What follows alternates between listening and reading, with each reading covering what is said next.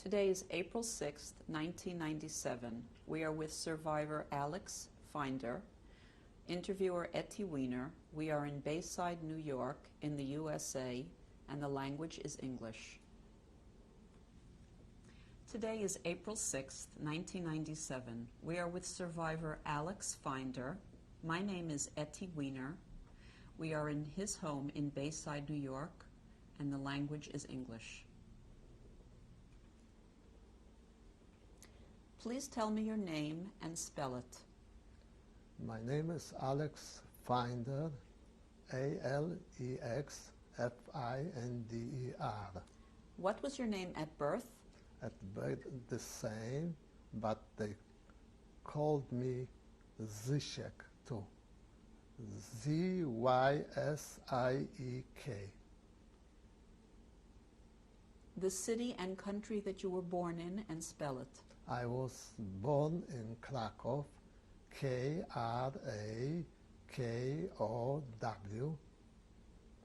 Poland, P-O-L-A-N-D. What is your birthday? May 1st, 1919. And how old are you now? Close to 78 years. Tell me about your father. What was his name? His name was Haskell, C-H-A-S-K-E-L, Finder, F-I-N-D-R, but he has another name like Jesse, J-A-S-S-Y. That was his last name? Yes, like two. He has both names. When was he born? I don't know. I haven't got an idea. How did your father make a living? He was a plumber. He has his own establishment. He employed 5 to 6 people, usually. Mostly he was working for landlords, and he was a very honest person, and they took advantage, those people, of him by employing him. Tell me about your father. What special memories do you have of him? He was a family man. He loves his wife, us children, and very quiet, very understanding man. What did he like to do in his free time, when he had free time? He was free time. He was mostly working. That was his, and the free time, like Saturday, he was always with the family. Do you know where he was born?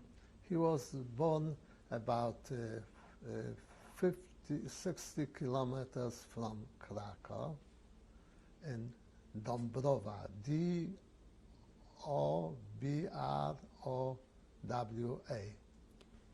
Tell me a little bit about your mother. What was her name? Her name was Ethel, E-T-H-E-L, born Lustgarten, L-U-S-T-G-A-R-T-E-N, Finder, F-I-N-D-E-R. What do you remember about your mother? Very, very quiet, nice. It was all her time for the children, caring. Very, a lot of friends around her, well liked. Where was your mother born? In Myślenice, about 50 kilometers from Krakow, and this is a town, a small town, where my grandma lived and my grandpa. Do you know how your parents met and married? No, I don't. I never inquired, and I didn't hear about it talking. Tell me about your siblings. You had sisters? Sister, I have two sisters.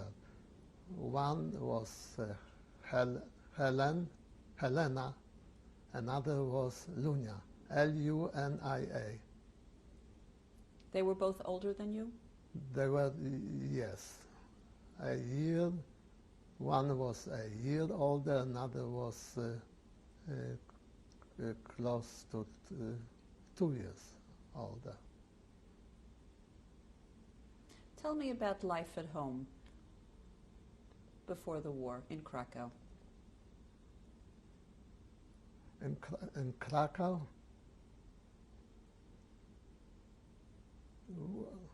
about my school. First about the Jewish community. This was one of the nicest community in Europe and Poland for sure.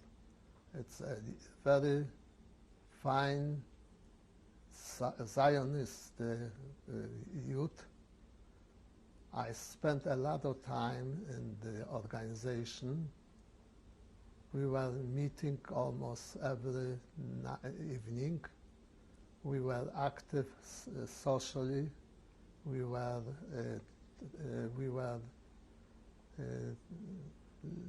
educating ourselves. We were studying history of Zionism.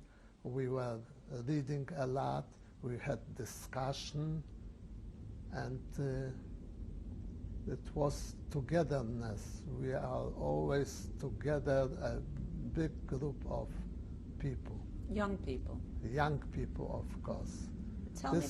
Tell me the name of the Zionist organization you belong to. This was Akiba, A-K-I-B-A, and it was in Krakow. About 3,500 youth belong to this organization. Was your father or were your parents involved in politics at all? Were they? No, not at all. Did you come from an Orthodox home? This was on the border between traditional and Orthodox. Explain that, please. It means they were not those type Hasidim, only they were attending shuls. They were all those rituals. They were obeying, and the same thing we were. I was always following my father to shul every Friday, every Saturday, all the holidays. And my sister used to go to Jewish Hebrew school like Bais Yaakov.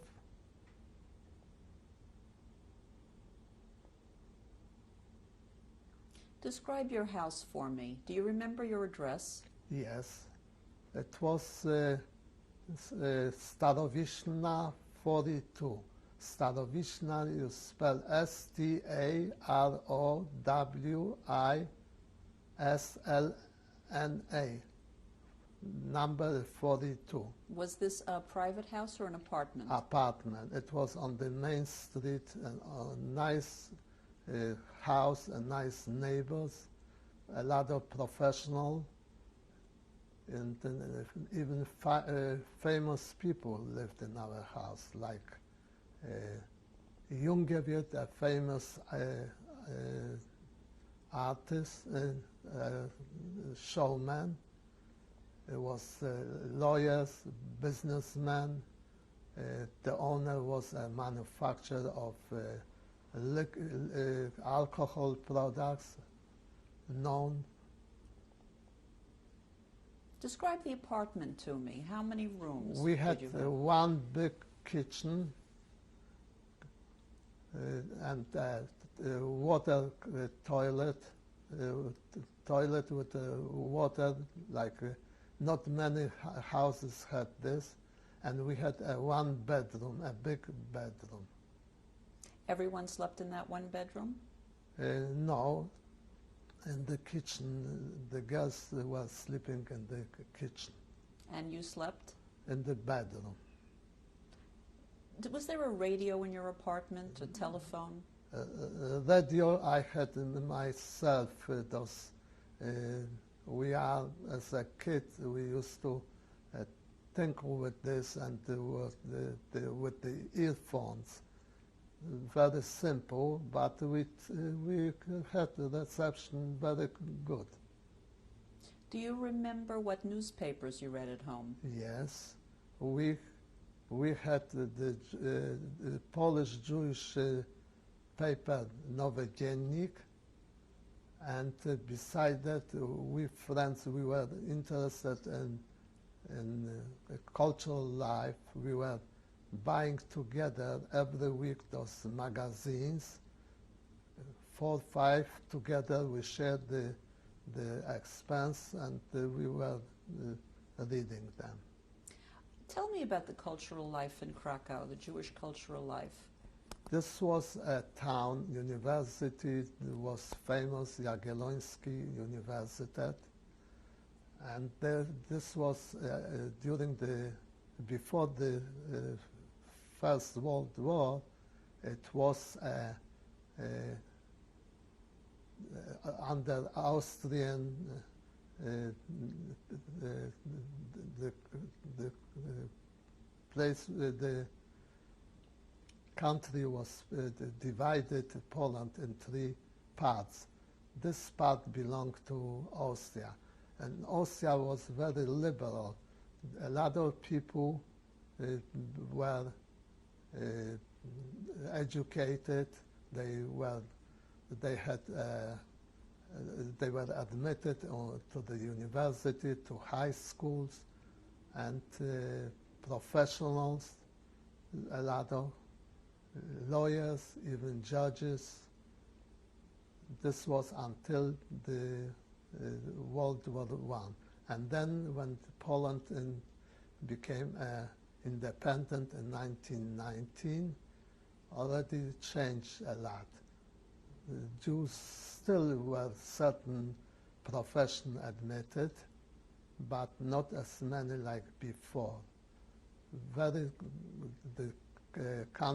the country there were a Jewish Zionist newspaper, very informative and very popular. And we were in our organization, we were organizing all kind of impress, Jewish impress, like Lag BaOmer, Purim. You organized theater? Theater, not. This was like on a street. A parade? Parade, yes. Oh. The whole town was coming to it. I think only those people who were not able to walk or to travel, but otherwise about 50,000 people, they were working, we were working couple months on it.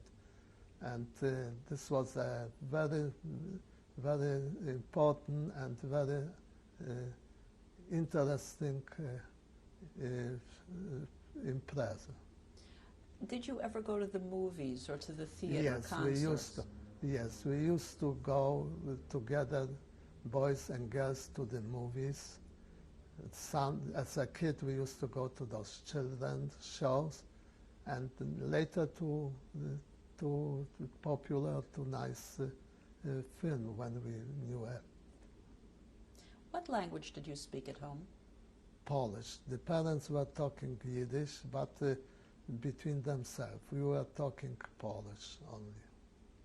Tell me about your school years. Yes, I went into public school 4 years, first 4 years, and then I went to gymnasium, or like here, high school. Did you go to school with Poles Yes, or only Jews? yes, to be admitted to a gymnasium or the high school, you had to examination, go through examination, and it was always from a big group of people who applied. Only a very small amount of students were admitted. A small amount of Jewish students, or Jewish. I'm talking about the Jewish students. And you were admitted. And I was admitted, Based and on, I was based on your grades. You were a on good the student. grades, on the content. How many Jews would you say were in school with you? In my class, there were a lot of some, because I don't know why, but it just happened that year there were 7 Jews in the class. But they were eliminated later, and we finished maybe 5 of them. How were you treated by the non-Jewish children in school? It was very anti-Semitic. They used to fight with us, especially after each religion. During religion classes, we used to go out with Jews, and we were studying whatever will be next class, or we played the soccer. But when you used to come back, they were so agitated by the priests that they were fighting with us, those people. Did they have religious instruction every day? No, it's about twice a week. After the gymnasium, where did you go to school? I went to in 1937 to the law school, but I didn't finish, of course, because the war broke out. And beside that, you have to. I could work in between too, because you have only go to a seminarium or a colloquium. It wasn't a must to be present on each course in the law school. Tell me about your religious education. We had once a week a rabbi, a famous rabbi from the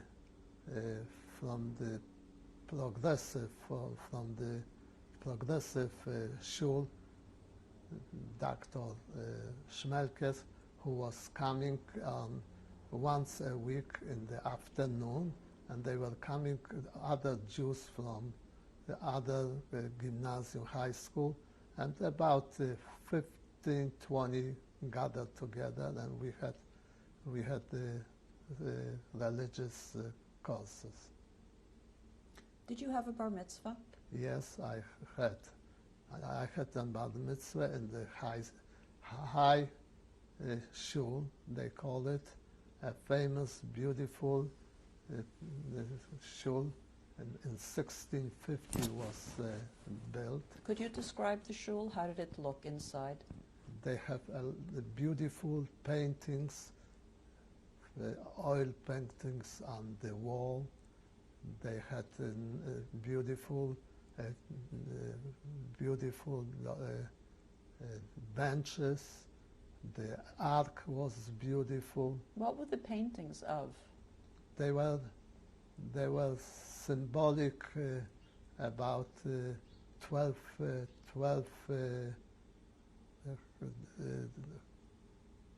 how you call this? Shvatim? Yes. The tribes, Yeah. 12 tribes. Tell And me about very your... old, all those Torahs were very old. What do you remember about your bar mitzvah? Tell Bar me about it. mitzvah, the family came in, and I was saying Haftorah, and after that there was a kiddush, and And in the evening again, when we came to Minhead, it was some kind Shaushides. And that's all. How did things start to change for you? How did your life change? It was a very known President Marshal Piłsudski in Poland, and he died about 34, I think, or 34. Since that time, it changed completely. More, they came to power, those reactionary fellows like Śmigły-Rydz, and they already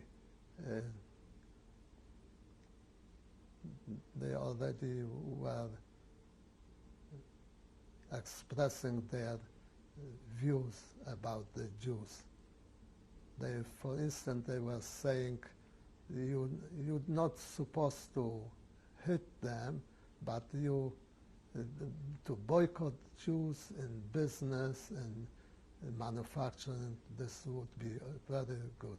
And that when it started, all kind pogroms. It was a known pogrom in Przytyk, where many Jews were killed that time.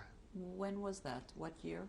This was maybe in 1935. What did you know about Hitler's rise to power in Germany? And we knew from the papers, and we even in organization were distributing literature all over about Hitler. What did the literature say? It's don't buy from German merchandise, and let's demonstrate against the German. Were there any demonstrations? Not officially, but we spontaneous. We sometimes as students or the members of our organization, we gathered together and we were marching. You're not allowed to gather without a permit. Describe yourself as a young person. We were always oriented more as a Zionist group. Actually, we're not allowed to belong to an organization in school. But we still were active. We were always together. I was editing a newspaper for my age people. What was the name of the paper? Did it have a name? It was. The group was. We were a group, the Kinneret. It was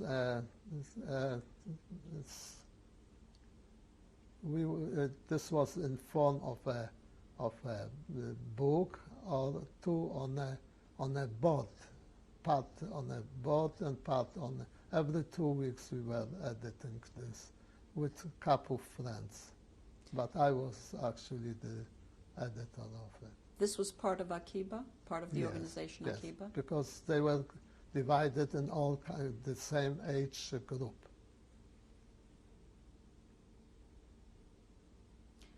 Did you plan on immigrating to Palestine? Yes. Was that your dream? Yes.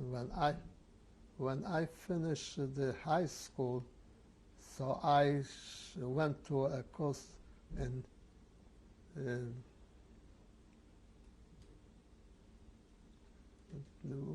building and cement and iron.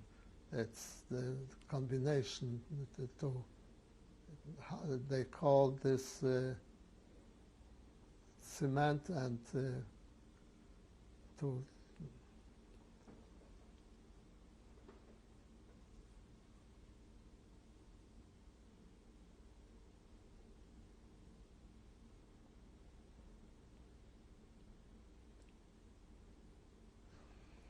You were talking about, I don't understand. Could you repeat that? yes,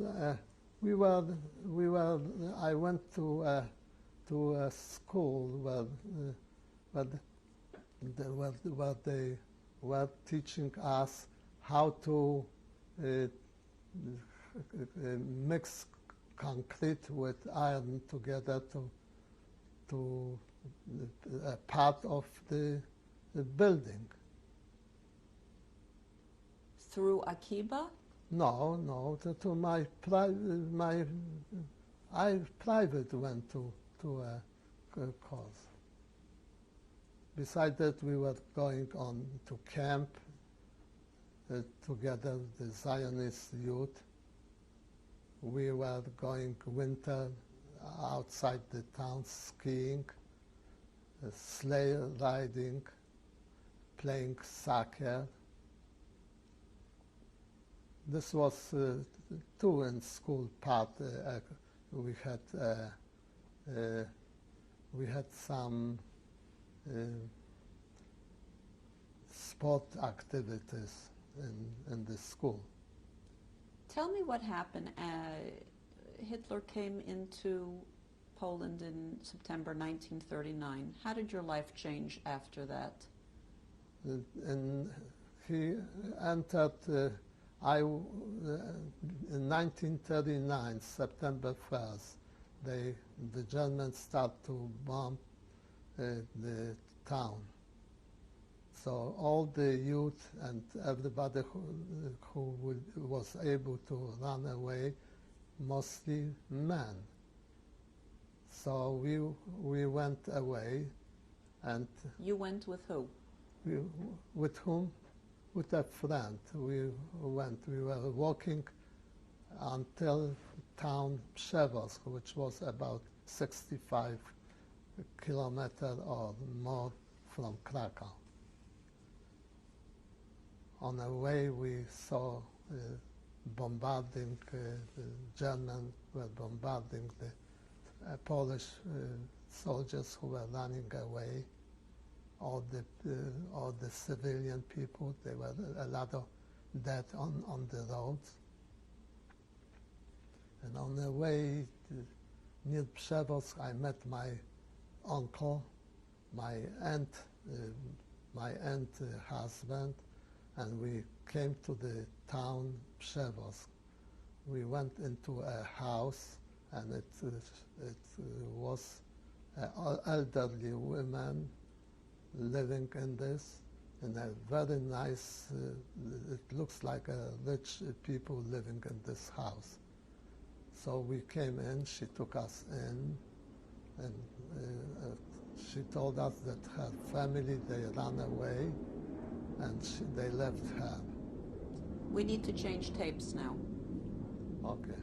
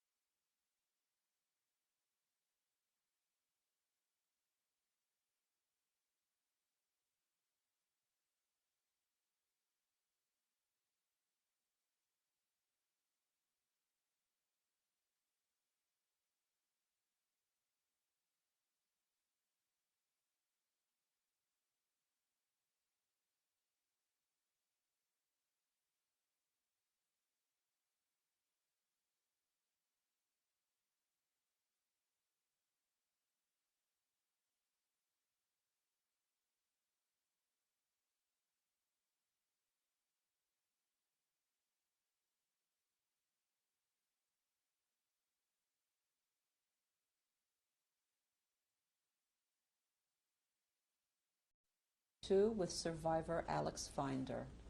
Mr. Finder, you were telling me about leaving Krakow. You left with a friend and you left your family behind? Yes. Go ahead, continue. So we were in that house a couple days. No, right away the next day it was the Germans were going around the town that all the Jews have to come and gather near the shul.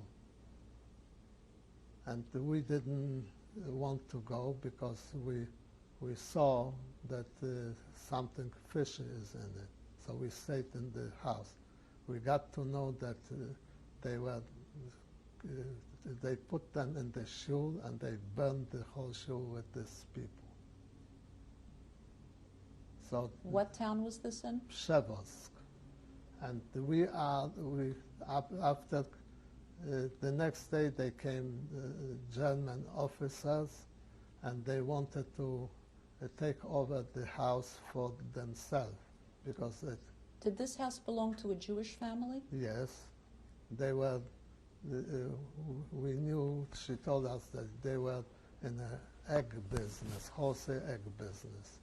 So the officer came in and just happened they left eggs on the table in a big pot and they covered with paper and they smelled those already were maybe 10 days old, those eggs, and they smelled. So they came in, the officer, they look around, they said, it smells with the Jews.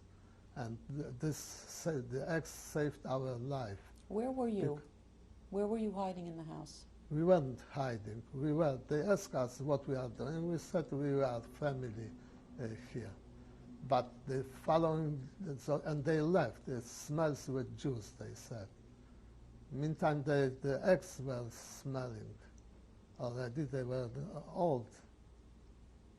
And the next day they were going around with the loudspeakers and they said all the Jews have to assemble again. So we ran away, we were running away and a woman almost, she looks like a crazy woman. She said, Jews, don't go in that direction because they're killing all the Jews. And we changed the direction and we started again going, decided to go back to our home. Was that a Polish woman that told you not to go? No, this was a Jewish woman. It was obvious to us. So you went back to Krakow? Yes, we were on the way. They were already going. The trucks, German trucks, were taking people up. But as a Jew, they didn't let us on the truck. We had to walk again the 60 miles or 65 miles home. We came home. We decided we want to be together with the family. After a couple of weeks, meantime, they were Germans going around with the trucks. They were kidnapping the men, Jewish men, special young people, and they were taking them to all kind of work, like to hospitals, to shoveling coal, unloading the trains, removing garbage, and they, after that, they let us. In the meantime, they were staying over us, and they, from time to time, they were hitting. This was the beginning of the German treating the Jews. So were you picked up for forced labor? This wasn't forced. This was temporary during the day. They just picked you up in the morning and street, brought you back? If you went out on the street, you were. And then after a couple weeks again, we got together from the organization, a group of youth, maybe 15 people, and we had already that they going to direction Russian part of Poland. So we got together, young people, and we walked again till the sun, a part where it was divided between German and Russian. And we tried to cross the border, the river actually. We went to a place and we took we paid a leader. He should take us over the water. We went in the night, but they caught. We came on the other side, and it was already a Russian officer who came and asked us, what are we doing here? So we explained that we want to go to Russia. So they said, no, you can't go.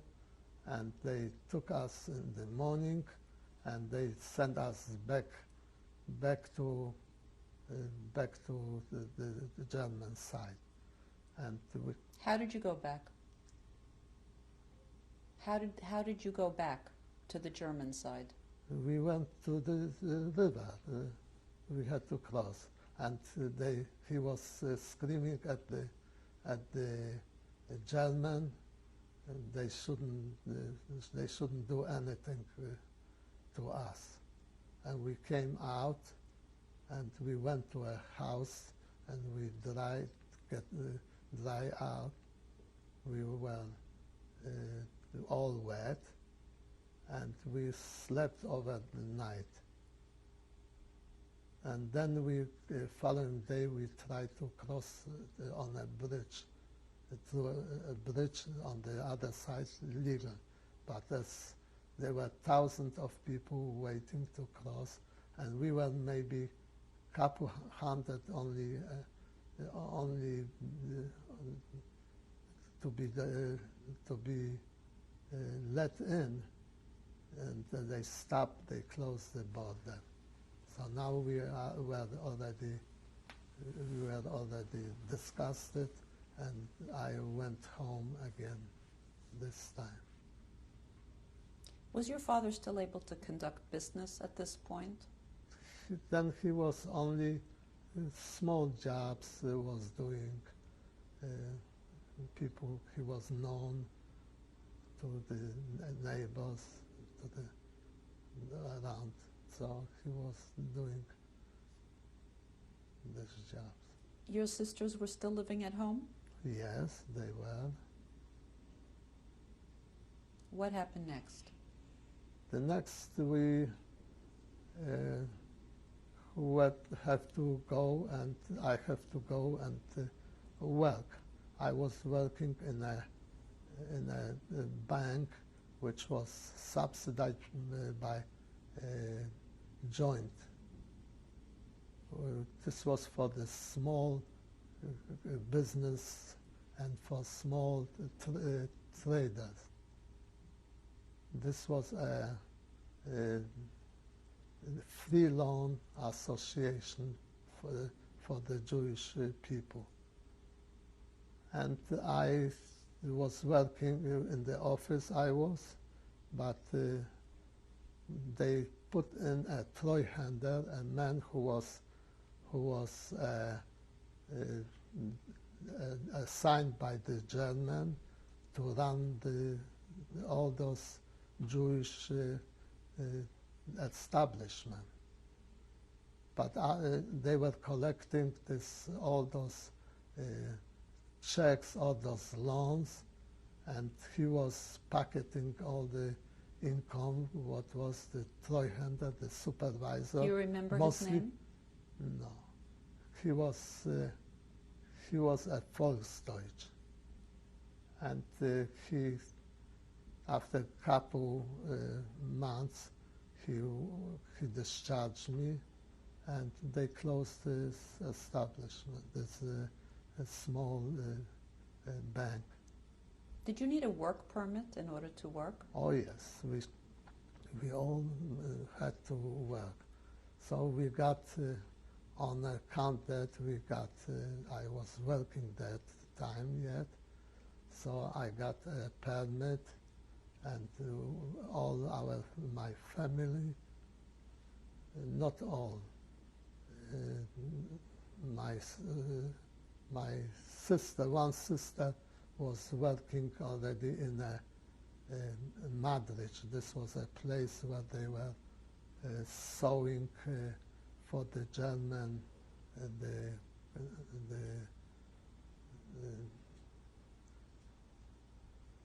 uniforms, and she got the permit, and that time yet they took under consideration older people and sick. So my mother got this permit.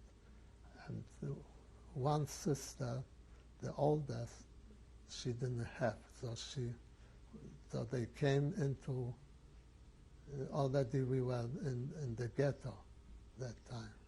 When was the ghetto formed? In 1941. What month do you remember? What month? I think in March or April. March or April was it. How was this ghetto separated from the rest of the city? This was completely another part of the city where we used to live. We had to apply in the Jewish committee for a assignment to a home, to an apartment. We got this one kitchen and one room, a bedroom, and we had to go and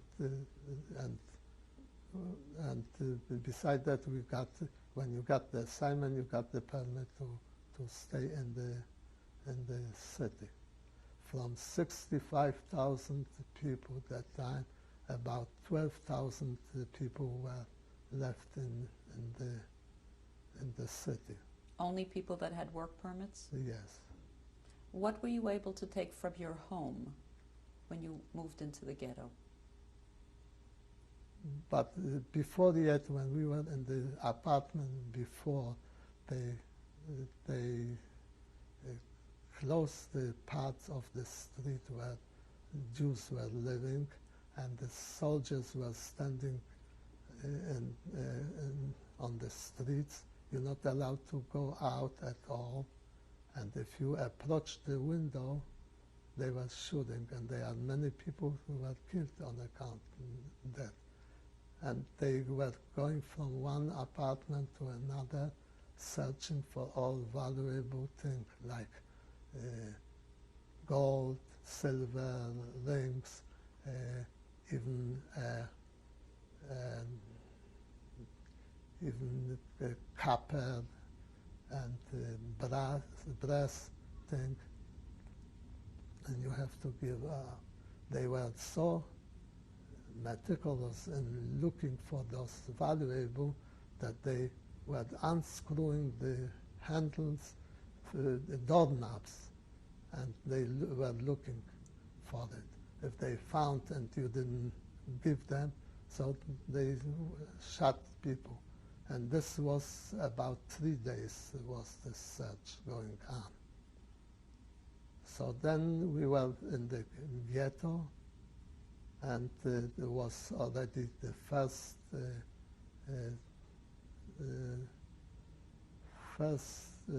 how you call it? They took out people from the houses, those who didn't have the permit to Deportation? Deportation, yes, and now we had to go and work and get from the Arbeitsamt, it means from the labor office, we had to get assignment to a job. And I got the job in a Barackenbau. That means we were building barracks, and the name was Chmielewski. and was in the Zablocie part of Krakow, on the suburb. In your apartment, who was in that apartment with you? Our family. Just your family? Yes, just our family. Small, very small, and it was a dilapidated section of the city. The Polacks had to move out, and they took over the Jewish apartments, which were quite decent location. Was food rationed in the ghetto? How did you get food? Food was, they only were giving you soup. If you apply, you have to go and beg. But otherwise, if you have some things like valuable things, clothing, you could sell it. If you were selling, you were buying food, you were trying to, and they built already the walls around the ghetto. It was, then it started to be harder to go out and to try to get food. Were Jews allowed to leave the ghetto? A special permit if you get. But if you work, you got the permit to go out, very limited, or you had some kind of reason to go out. And who guarded the ghetto? Polish policemen.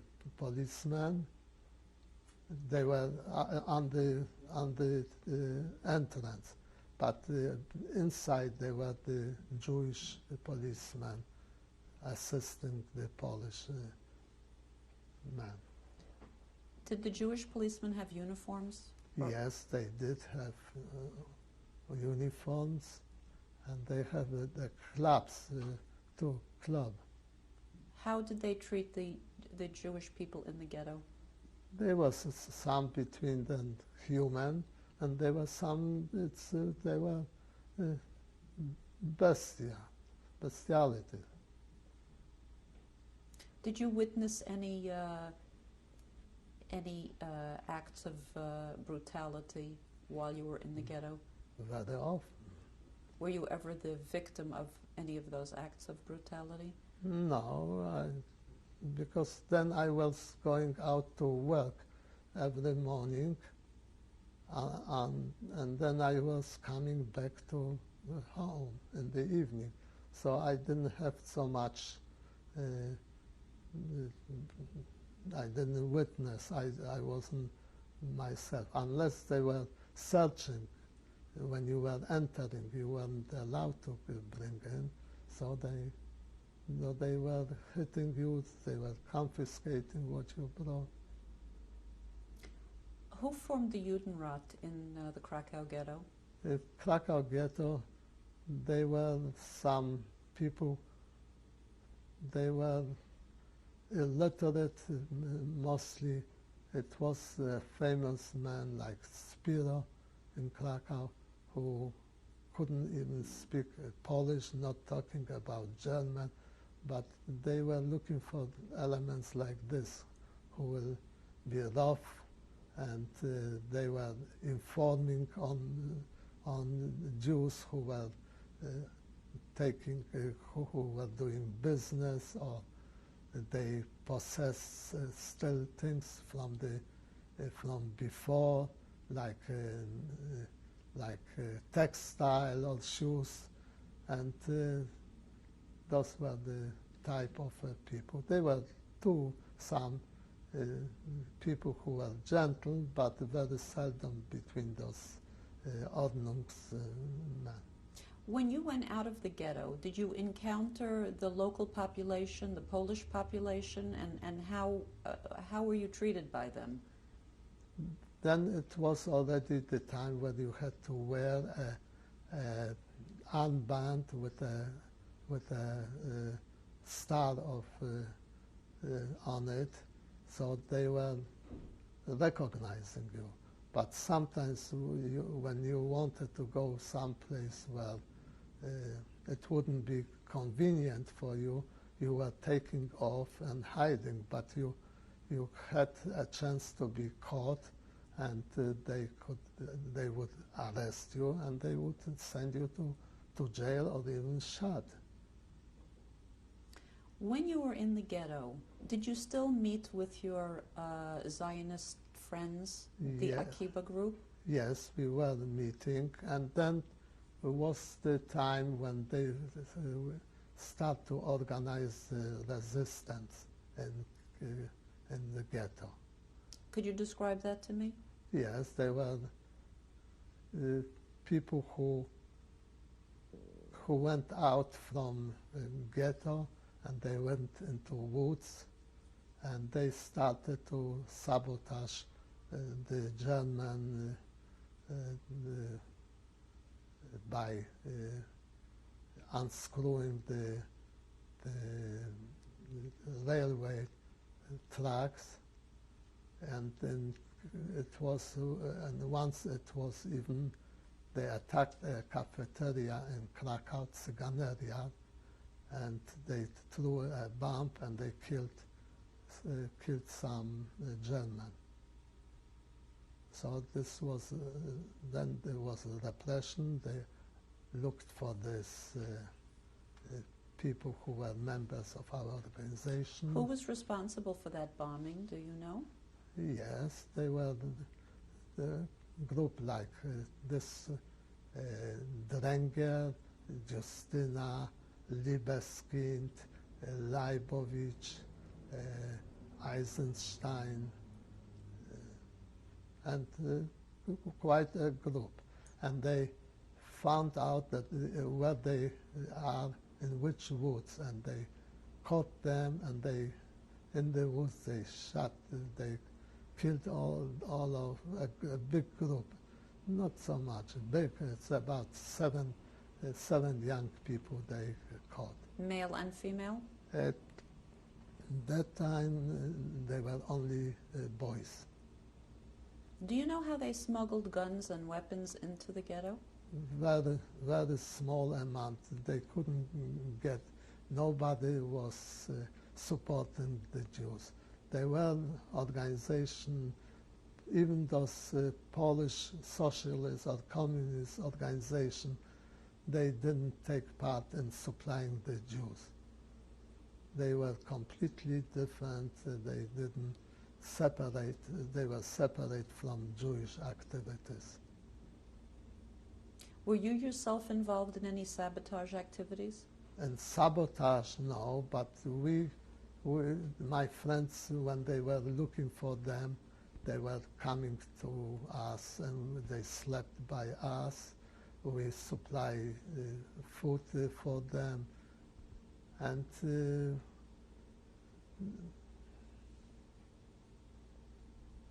we try to keep the group alive and to plan.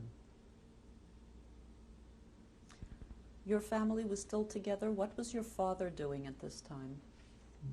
He was the part of he was working. He didn't mix into this.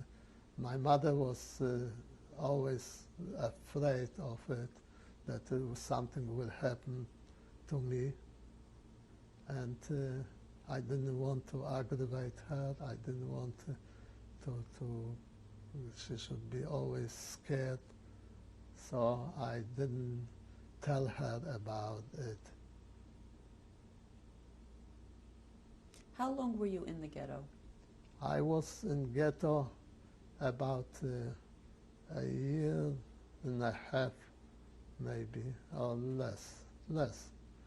And meantime they built barracks in the Zablocie, where the Emalia, NKF, and Chmielewski were together. They built for all those three factories, they built a camp. Actually it was called Emalia, but those three companies, they were together. So we were going, first we were going from Ghetto to to the factories, and then they put us in the camp at the Emalia, and we were away from our family. Meantime, they were again liquidation of the ghetto, it was, and they took all those people who they were working out of ghetto, and they left all the sick, the children in orphanage, hospitals. They left, and and SS entered machine guns. They finished all of them. All of them they finished in the ghetto. On one Platz Zgoda, on a street they call it Zgoda. And that's when my mother was over there shot, mother and father. Your mother and your father? Yeah, they were shot.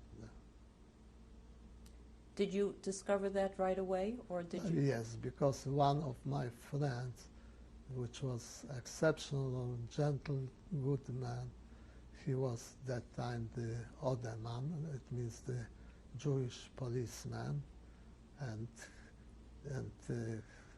he took her to his apartment. He thought he would be able to, as he was the ordnungsman, that he would be able to protect them.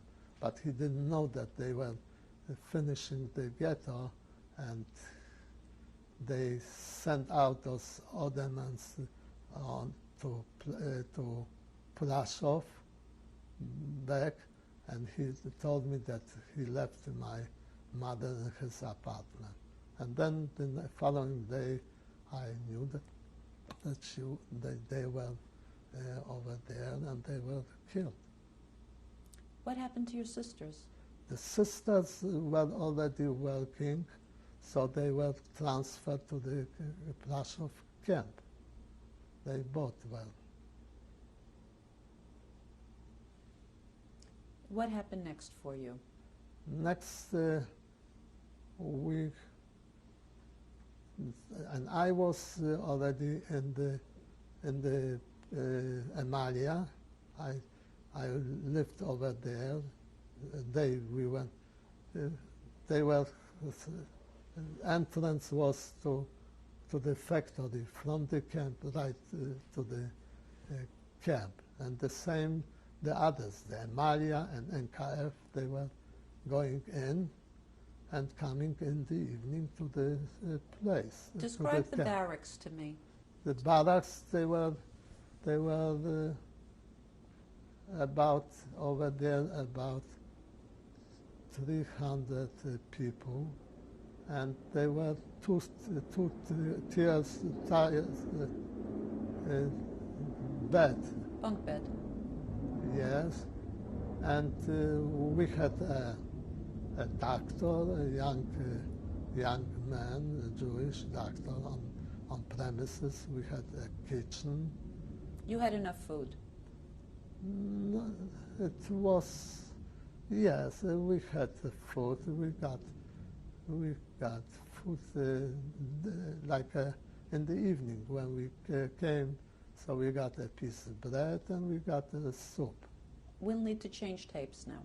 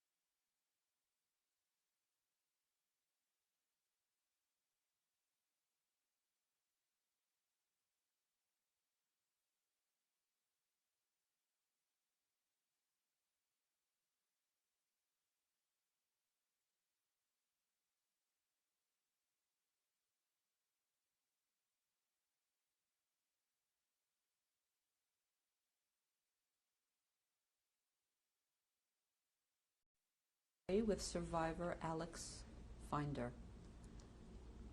You were telling me about the barracks. Yes. And the work that you did. You went to work every day. In the morning and in the evening we were coming back. How many hours a day did you work? That's about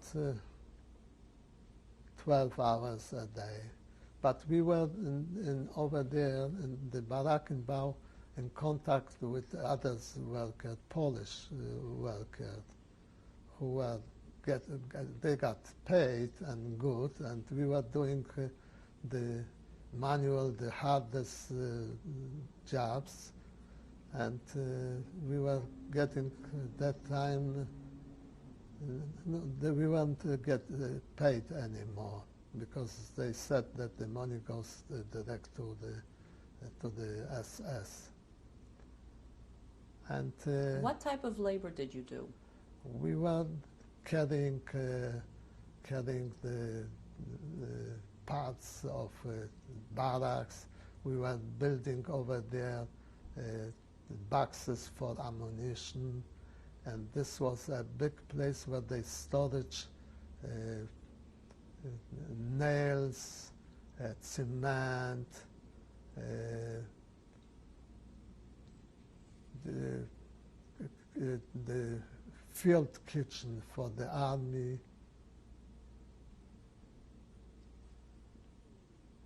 paint, and we were carrying this from a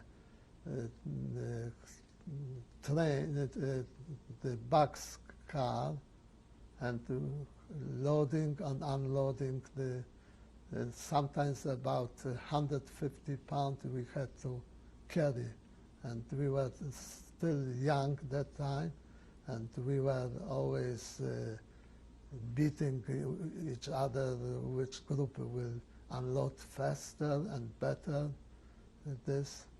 So it was a very, very hard job. How were you treated by the guards?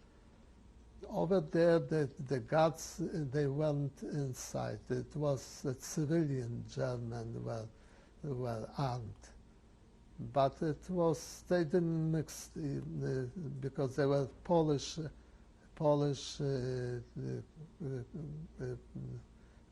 meisters, the people who supervised us. So this wasn't so bad. But still it was a very hard job. And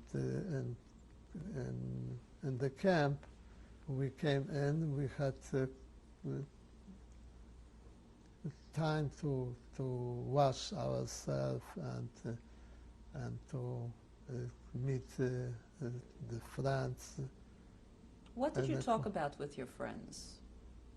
About the future. What did you think the future? Whatever we heard from the supervisor, the Polish, how is the situation in the world. But we were very skeptical. We didn't see this was the time when the Germans were so successful on all the fronts. So we didn't have much hope. And we were reminding how was in the house, what we ate, what the mother for Shabbos prepared, what would we eat when we will be free people. Did you observe anyone observing Shabbos or a Yontif when you were in the camp? No, I wouldn't say. Maybe there were some who. First, we were losing the time. We didn't know what day is it, how it is. But they were. I wouldn't deny that there weren't people who they knew and they were observing that time, because they maybe had some occasion to pray or something like this. But I don't think so. They had a tefillin or a talis or. You never saw any religious articles there? No, that's for sure. No.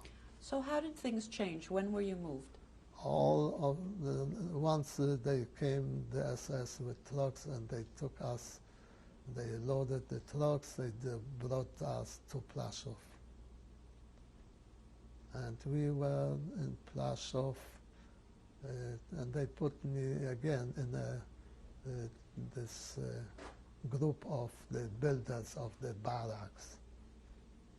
And after the appeal in the morning, they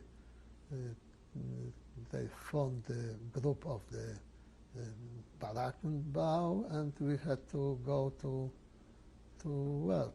They put us here. We had to start building a new barrack, or sometimes we tried to hide, not to go to work. So I knew somebody who was working in a washroom, so I was hiding over there, and it was across from a place where they were bringing people from outside, priests, Jews who were discovered that they were hiding. They were bringing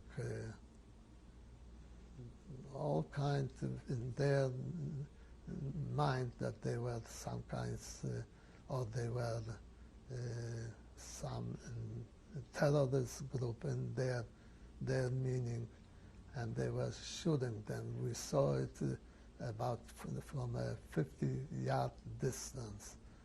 I saw every day.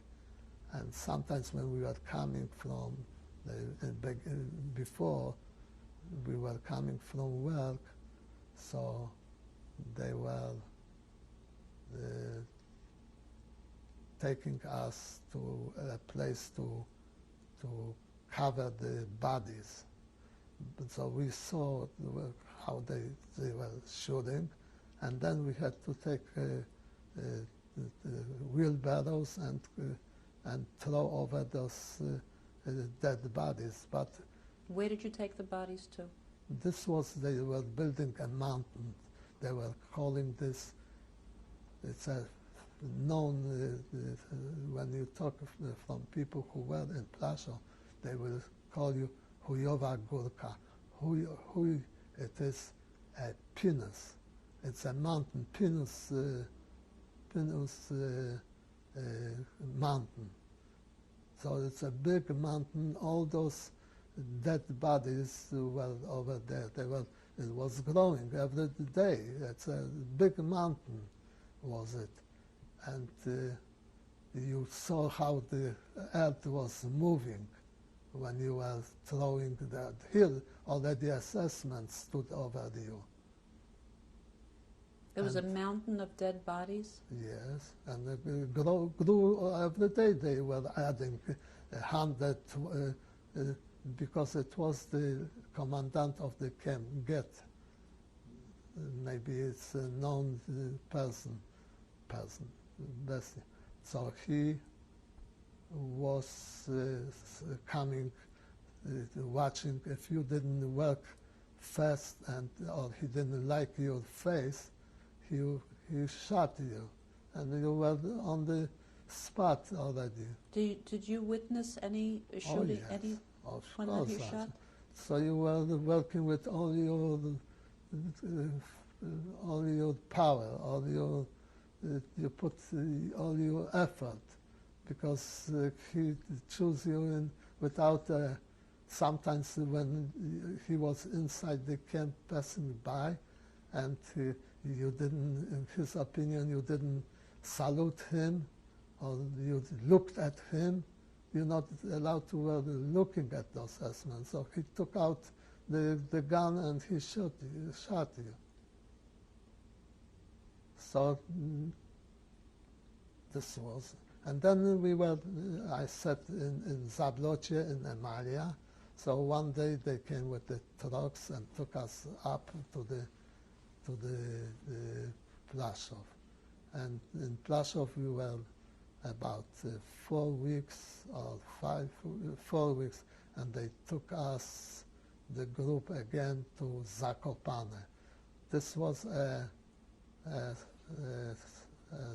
such a, in mountains it was a town where it was a ski resort, a very famous ski resort in Tatra, the mountains, Polish. There were even Olympic Games there one day. And they... How were you taken there? By truck?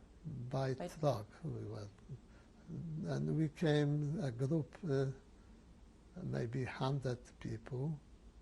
They took us to Zakopane, and we were building a hydroelectric station, all big, this size or maybe even larger than this, pipes, and the water, we had to direct the water, the mountain water into them, and they will be supposed to turn the pumps. But was this skilled work? Did they choose you for any reason? No. No. They were Lithuanian, Lottish, Ukrainian. They were maybe better than the SS in hitting and forcing you to work than the SS. How were your sleeping conditions here and your rations in Zakopane? In Zakopane, it was very poor food, working hard, and you got maybe maybe 20 ounces of bread, or more, maybe 30, 40 ounces of bread, and soup, watery soup. Once a day? And that's all, yes. Where did you go from Zakopane? And the commandant of our group was a known SS man. His name is, he was Strojewski, a known murderer. From there, after 6 weeks, we didn't finish this work. They sent us back to Mauthausen, to Plaszow. And we were there again a couple of weeks.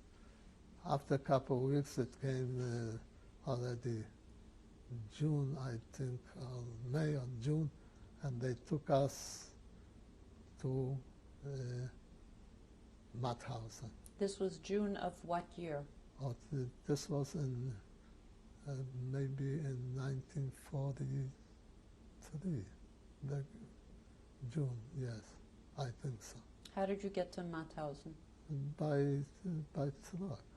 Truck? Trucks.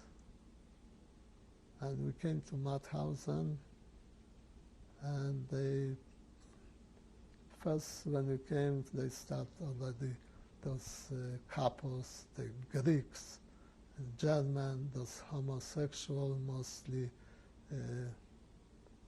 They were Spanish from the wars, the revolution was in Spain before, in 1938 it was. And they were best here. And then we went over... Explain the process of when you got to Mauthausen. Did you get a number?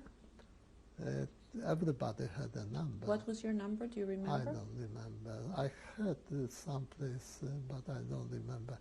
Anyway, they undress you. They were checking you rectal, and they put you in a barrack where it was a couple hundred in a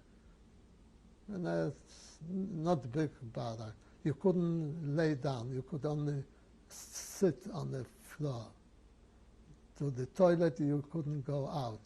I know, I remember distinctly about 3 days you didn't go to latrine, to the toilet. You couldn't go out. They wouldn't let anyone leave the barracks? No, if you go out, right away they club you. They were standing. Even if you go in, you were already, you thought you would be. Meantime, they started hit right and left. You ran away without using the toilet. And then I was telling that I am expert in building barracks, so they sent me to, they collect about 100 Jews, and they sent to Steyr.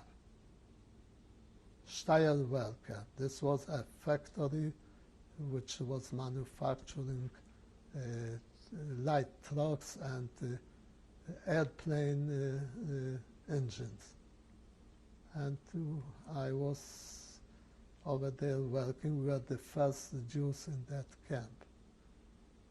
And they, of course, those Kapomans were homosexual, mostly some political prisoners, but they weren't so bad. And they tried to hit the Jews. Always they were giving a special assignment when we were coming from work. They were putting us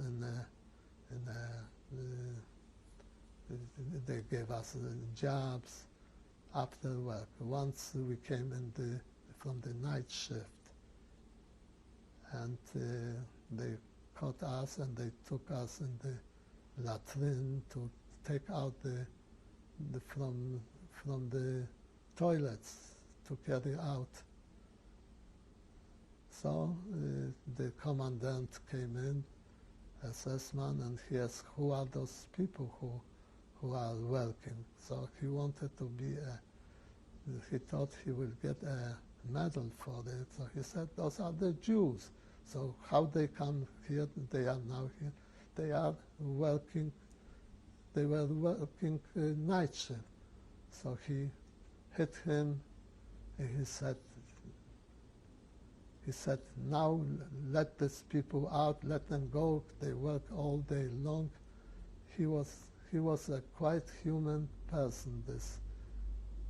But he showed his heart next time, couple weeks later. They were couple Russian and the lager leader, prisoner. They ran away, and they caught them, and they brought them in chains to the Appellplatz, and they hanged them in our presence. Everybody had to come and stay. We were standing hours and hours when they brought them, and they hanged them. So we were there until it was about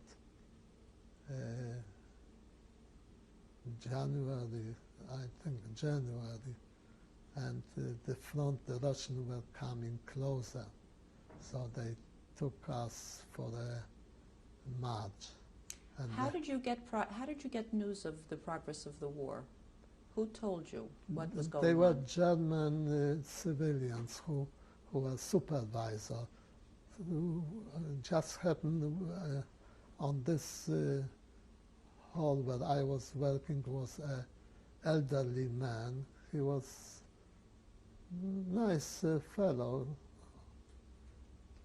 and he was telling us that this happened on this, that it's not long already, you will be free, but we still didn't believe it. And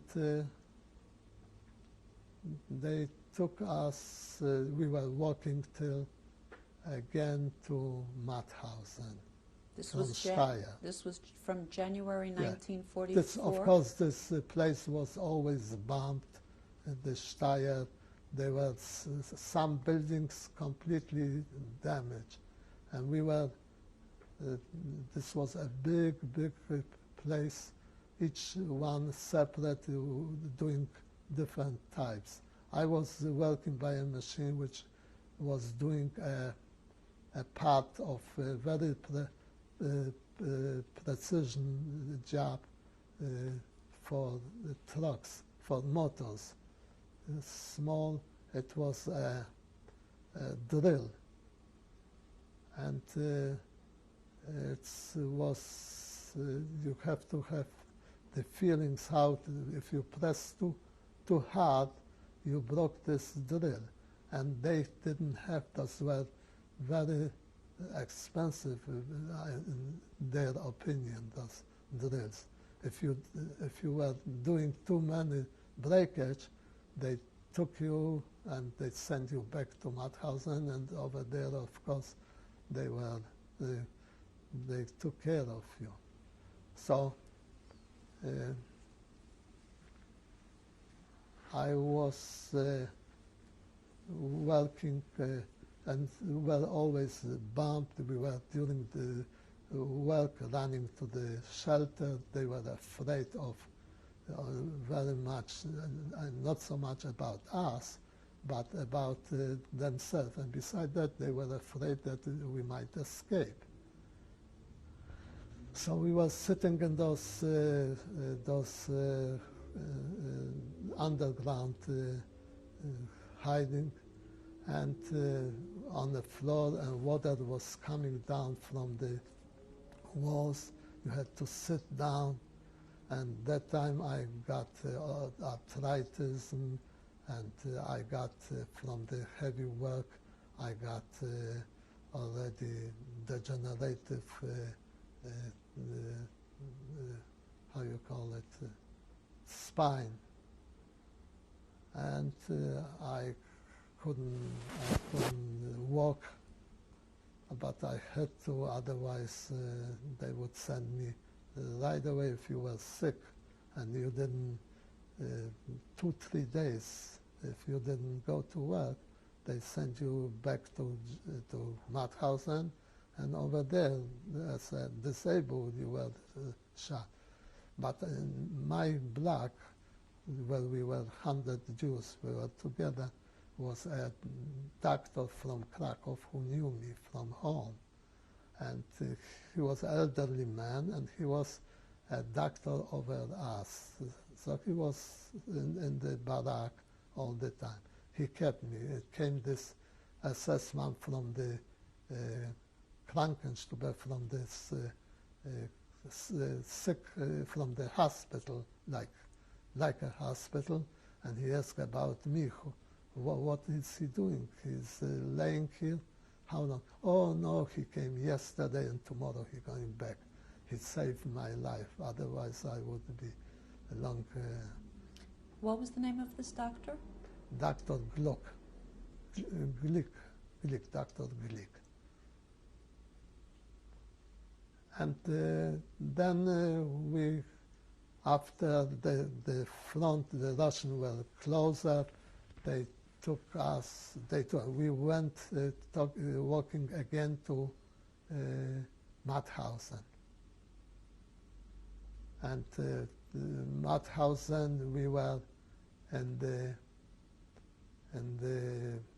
how you call it, we went in a part of the Mauthausen, they call it gypsy camp.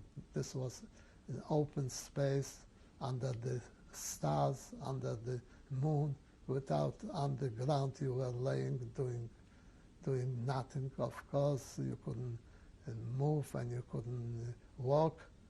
And we were not long, maybe 10 days or something like this, and we were put again on to walk, and that's when it starts, the death march. We were going in direction of Guzan 1, this was a camp. And over there again, it was, there were Gusen 1 and Gusen 2. In Gusen 1, they weren't Jews there, but they brought those young kids from Hungary and those, even the grown-up who were in the front line, they were actually, they didn't go to the camps at all because they were the group who were building the how you call, for the army, the digging, the digging, and they should have in front line have cover. Trenches. Trenches, correct. Okay, so, and in Gusen 1,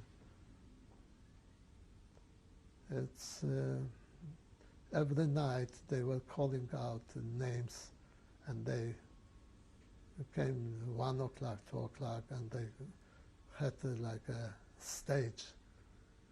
And if they called you, you had to go up on the stage, they shave your head, and you disappeared. They were sending to gas chamber.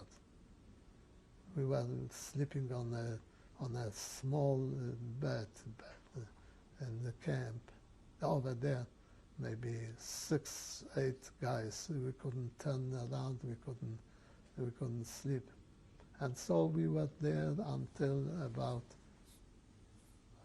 10, 15 days maybe, and they put us again on a road, and we were going to Gunskirchen. On our way to Gunskirchen, whoever was left behind, they were shooting them. And everybody tries to be in the front. In front, you were pushing, because if you were able to walk or not too able to walk, they were shooting in the back. From behind they were shooting? From behind, yeah. So we were stopping a couple times. When was this? This was already about in April, and this was about April, beginning April. 1945. And we were we came to this camp, Gunskirchen. This was a small camp. This was in the woods. You wouldn't dream that over there can be a slaughter like that. From the road, nobody knew about it. And we were over there doing nothing, of course. Only they were, mostly people got typhus. They were laying in barracks, and if you went to sleep, you tried to sleep, so maybe next to you the guy still was moving, but you got up, you were laying on a piece of cold body. And it was impossible to find a place to sleep. So the next night you were laying on a dead body. Then they caught you, the assessment, and they put you to work to take those bodies out and to dump them. And that's what it was. And a couple of days before. We need to change tapes now.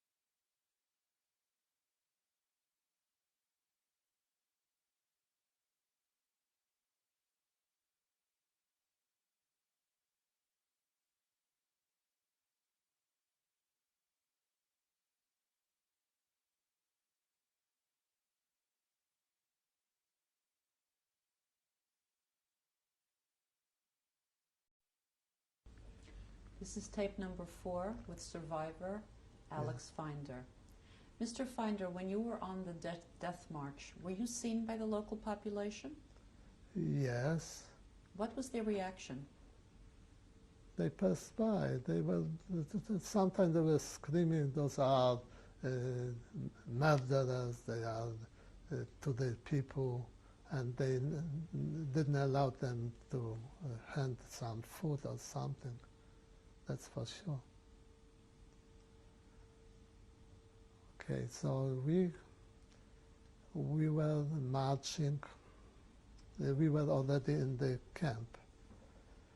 And a couple of days before the liberation, I was walking, and in fact I met my cousin over there, and he was a handsome, tall fellow, and he looks at me, and I didn't know what he wants from. He said, "Don't you know me?" My cousins from the same town. We always met. We met in shul. They were coming with their mother to us every Shabbos. I didn't recognize him, of course.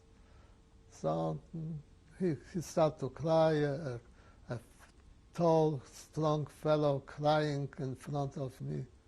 It was I can't forget this moment.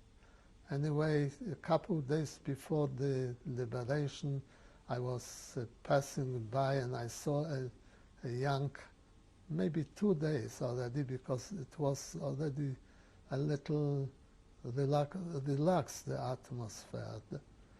So I see a group, young kid, maybe 12, 14 years, those Hungarian who just arrived to this camp, and they were having a fire, and they were roasting something. And I came closer. I didn't know what is it. How come they have meat? And I asked the guy who was with me, "What's this? Don't you know they're eating human body?" And there was a cannibalism. And so I said, "What?" It was the smell too, unusual smell. So I passed by. 2 days maybe, all of a sudden they say, we're getting up. We wake up in the morning, they say the assessment ran away. I couldn't believe. I went near the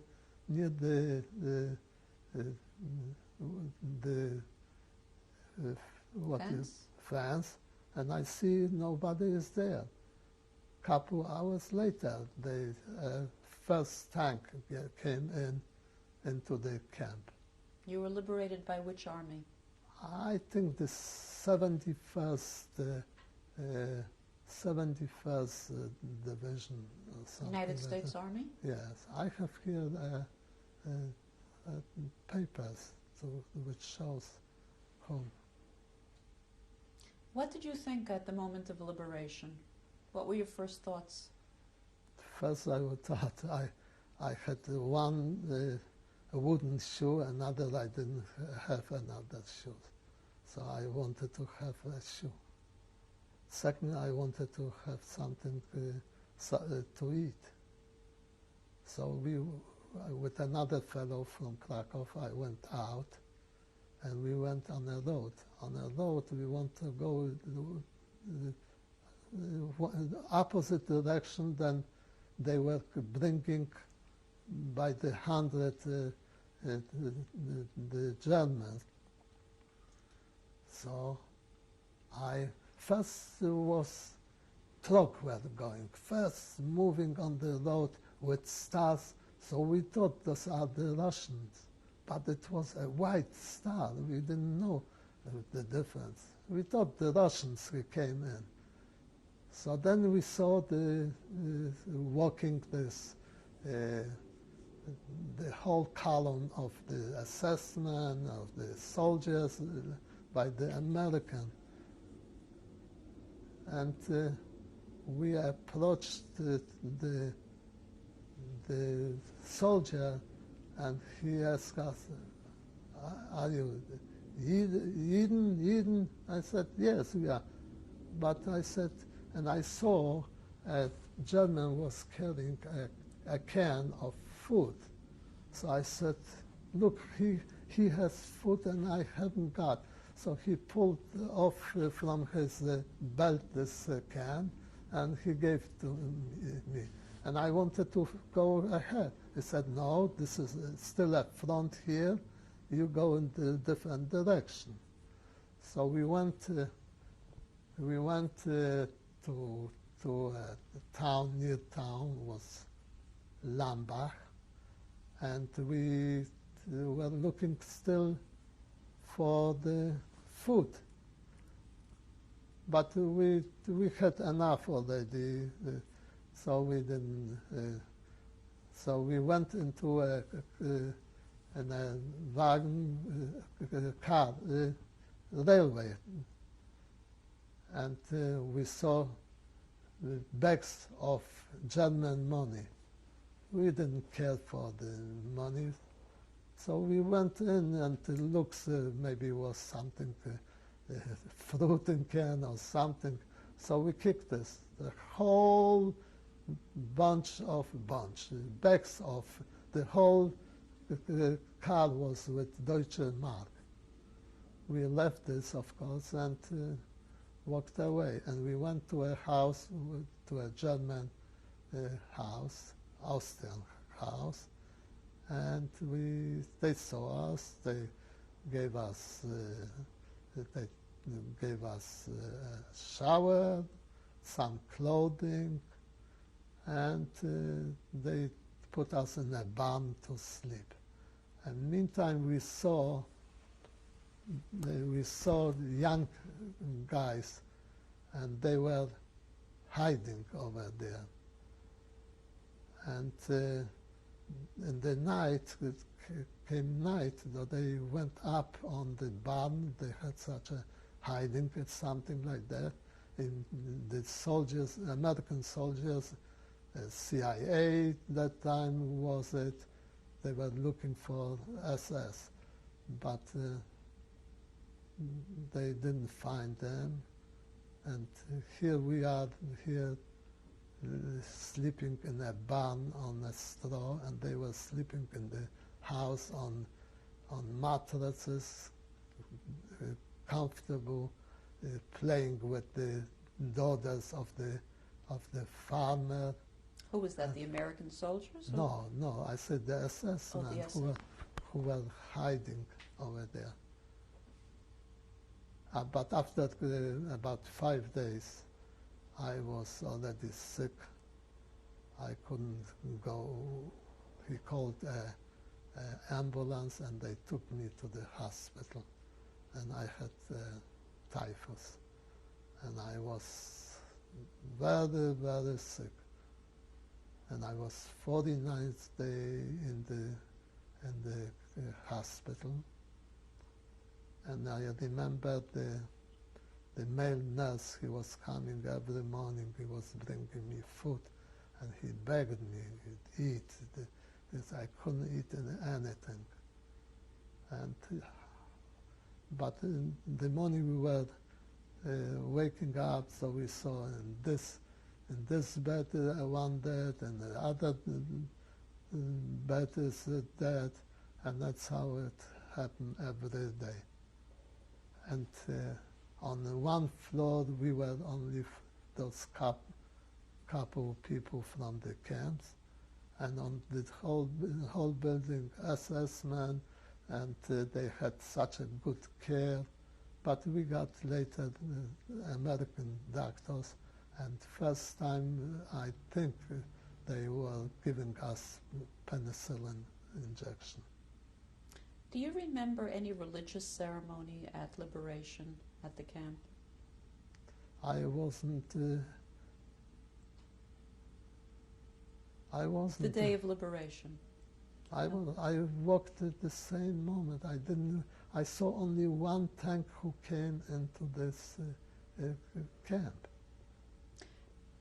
When you were released from the hospital, where did you go? It was a camp, mostly Polish people, not the Jews, Polacks. And I went over there, and it was in a room, maybe eight people, barracks, some kind. Maybe the workers who were on those forced labor they living before, but they were mostly Hungarian in the camp and Polish. Polish Jews, they were many. And we were doing nothing. Waiting, we were trying to find out, to get information, maybe about the family. And then it's after, it came, one day he came, the Palestine Brigade, the Jewish Brigade. They came from Italy in jeeps. And they were going around the camp. I approached them. He asked me, who are you? I said, I am this and this, a member of this organization. I have friends and from Krakow who are in a kibbutz, Neve Eitan, in Beit Shan. So he said, we're going back to Italy, come jump with us to the truck, the jeep, and we will go to Italy, maybe we'll try. I said, I'm sorry, I have to look, I have sisters, I have to look, where are they? You belong to us, come with us.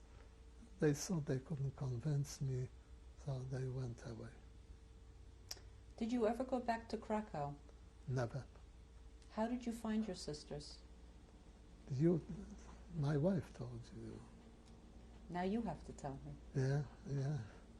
It came, I was in the barrack, all of a sudden I heard Alexander Finder is wanted in the office.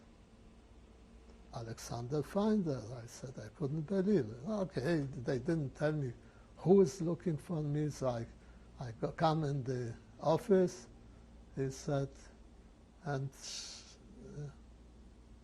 she was in the office or she was outside. Anyway, I came, what happened? Here is your sister. And I went out and she was with a strange woman. And that strange woman became later my wife. You want to hear the whole story? I would love to hear that Yeah. story. Okay. So we embrace and we start to walk and we start to talk. You and your sister? My sister, arms around, walking, and this lady was following us, and we were walking first, and she was behind. And we came to this barrack. We sat down, and all the men were looking. Who are those girls? We were talking, and it came evening. I took the closet, a heavy wooden closet of the European hard wood.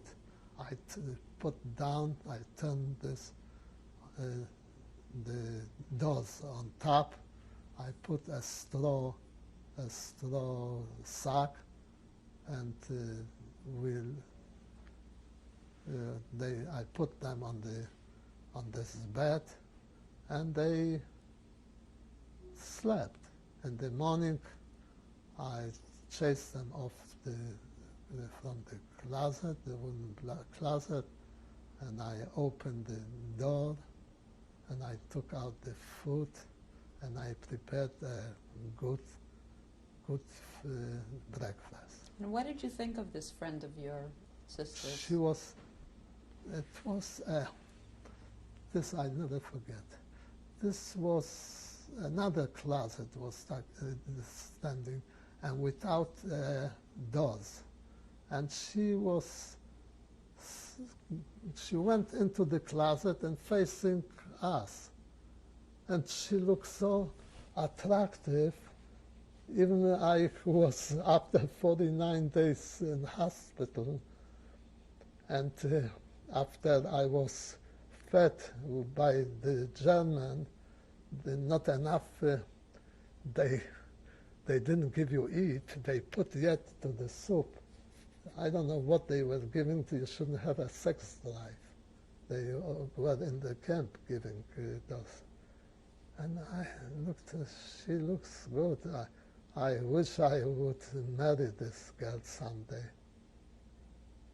I didn't tell her, never, I know. So that's what the story. And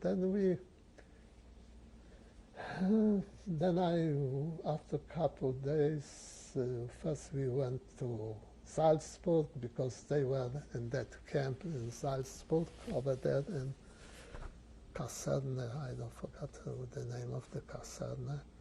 And from there we came back to this camp, and we took my possession, whatever I had over there, those clothing, and we went to nearest town. It was Rienbach.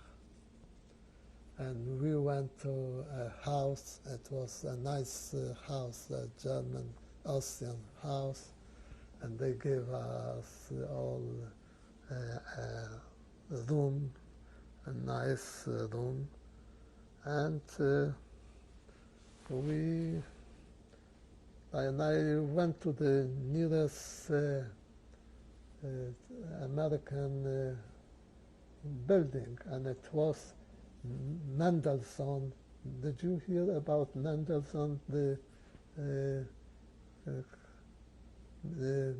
music, the famous music Mendelssohn? They were already converted, Jewish, and this was a headquarter of this. I have here from the captain. I will show you a document which, and did you ever reunite with your other sister? No, after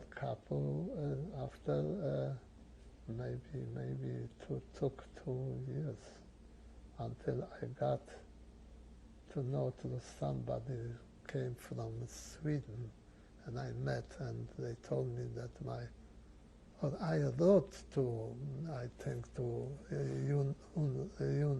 UNRWA was it that time, and they let me know it's address her, and I wrote, and I was writing to her, and she was writing to me. And we went over there to this American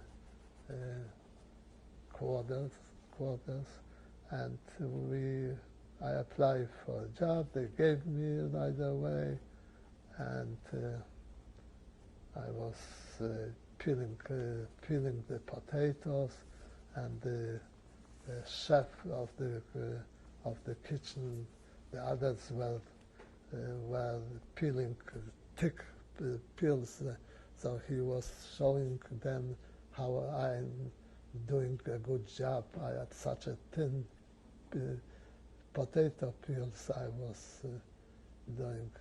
I was saving the American taxpayer the money, and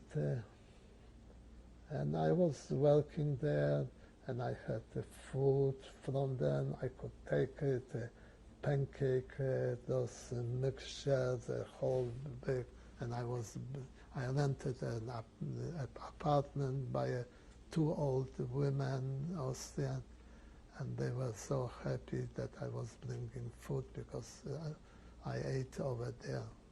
And she, meantime, went to Poland. Helen.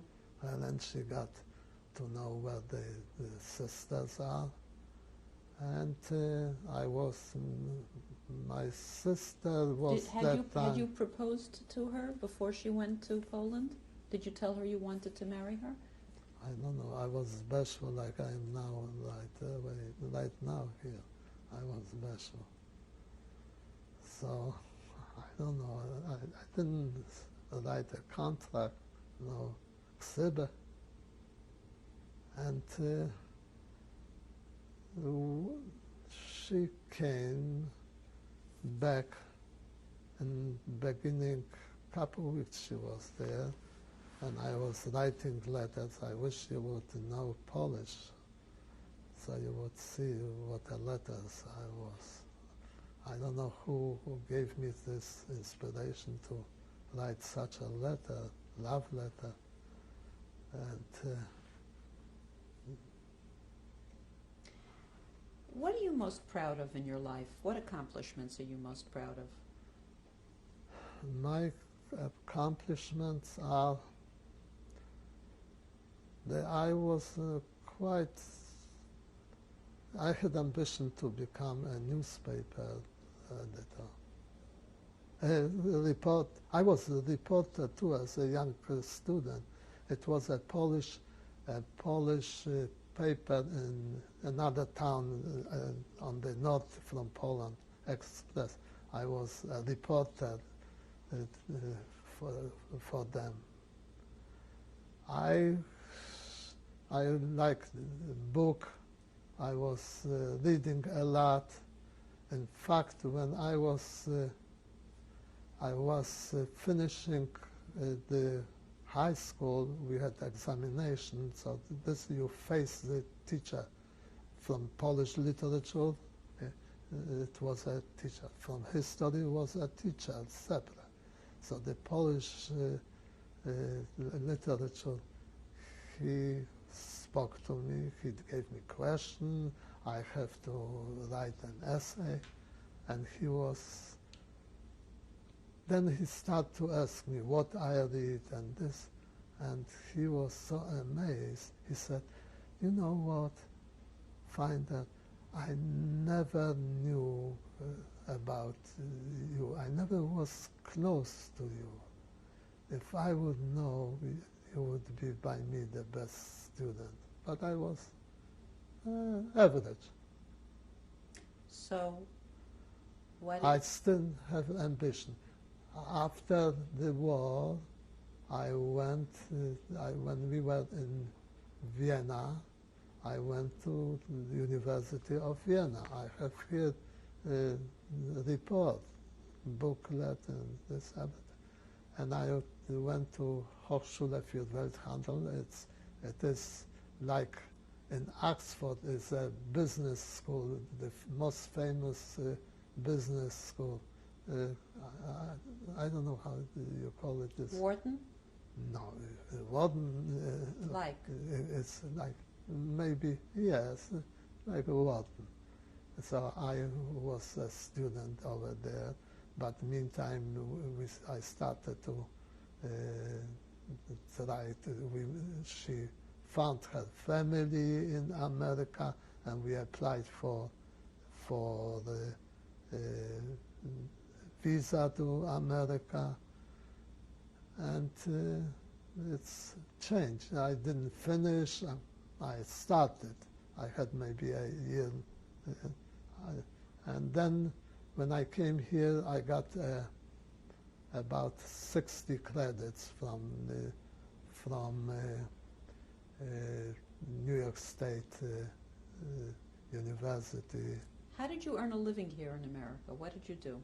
After I came to the United States, I came separate.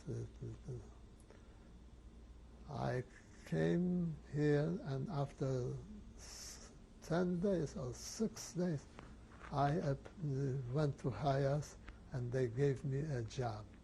And I was making good money because I was making weekly $32. I have still a proof, all those things, I keep it. And I was making $32. First we were a couple months by her uncle, a poor man, but a good heart, very poor. He would give us, I don't know, a pie from the heaven. Did you ever discuss your war experiences with your wife?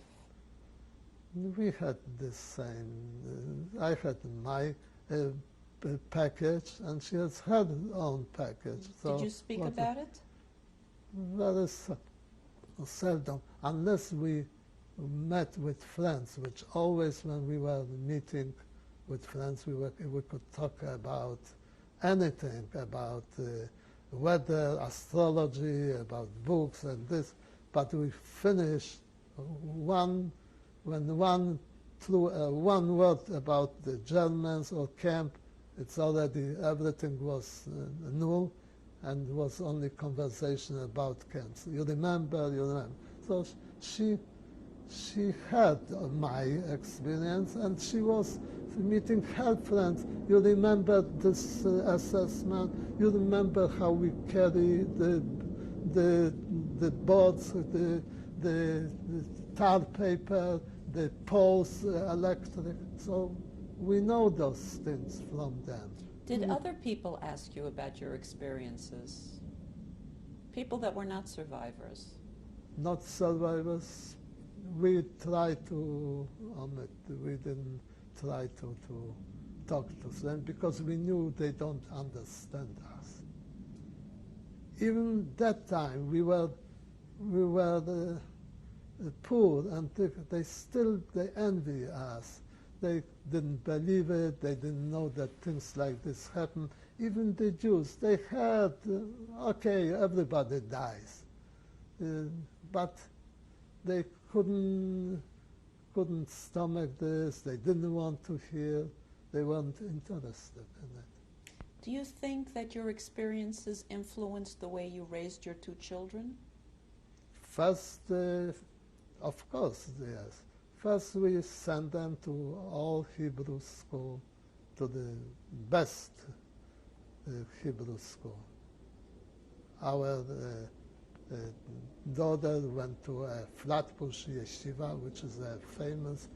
There's 99% they go to colleges, and they finish all professionals, famous people from there came out. And then my son went the same to the Flatbush Yeshiva. They all speak Hebrew influence.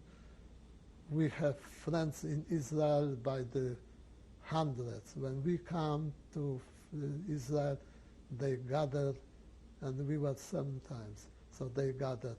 In the beginning, they were gathering about 80, 60, 40.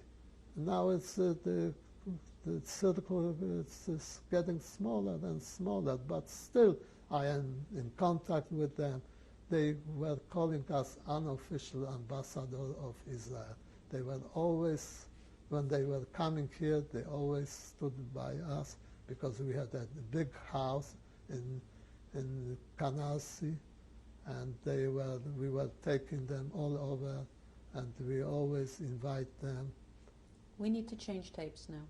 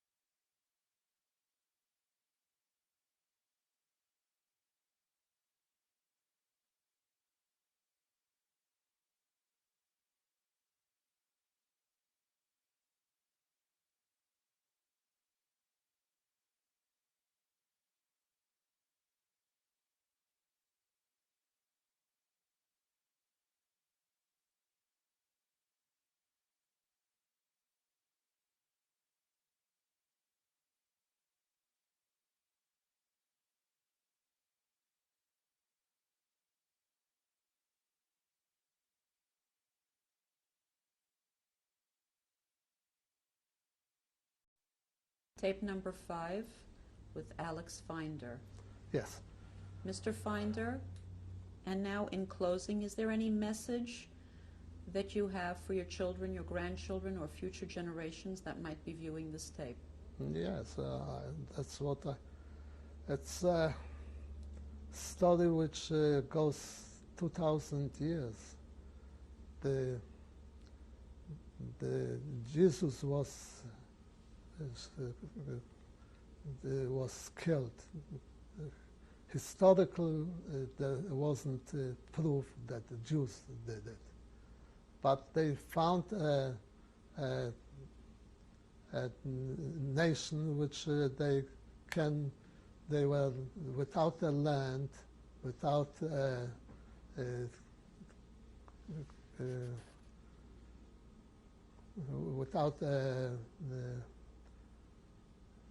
they couldn't fight back, so they made out of them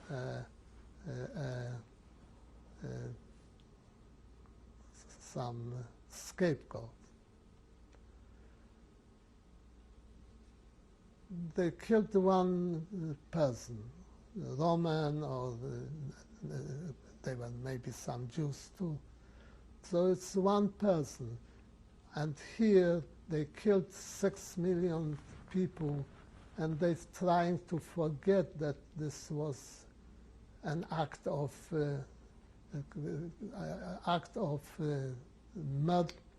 murdering innocent women, innocent children.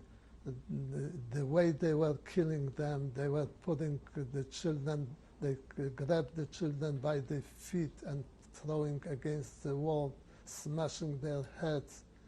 Why? Because one person was killed, and we didn't have anything which can be proved historically. First, I'm not anti anything.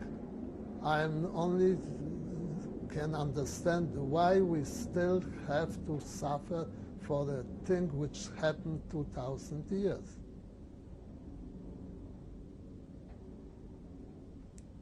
Is there anything else that you'd like to say in closing?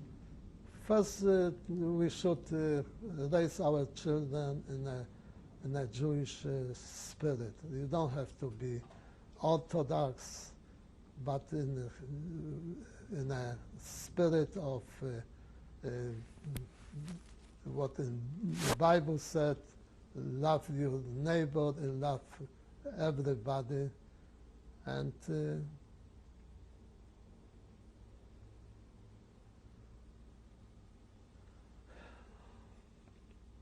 okay, let's finish. Thank you very much, Mr. Finder.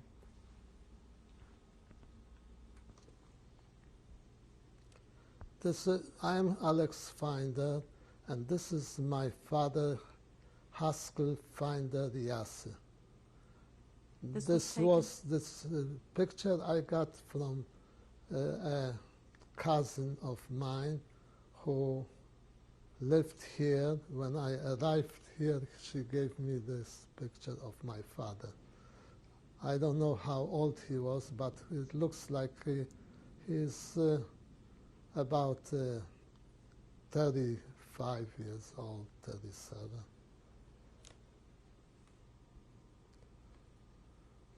This is my mother, Ethel Finder, born Luskaten. This was taken in the beginning of the ghetto for its ID. She was maybe here 48, 50 years old.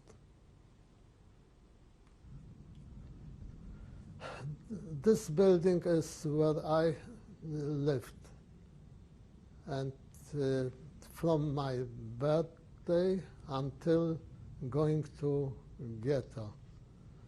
This was done, the picture was done by my friend who visited Krakow, and he brought me the picture.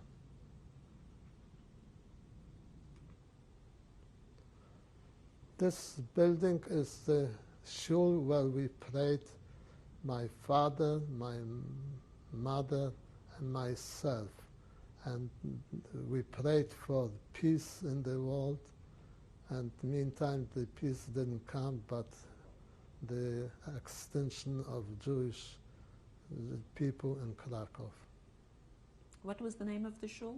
Hoiche Shul, a famous old built in probably in 1650.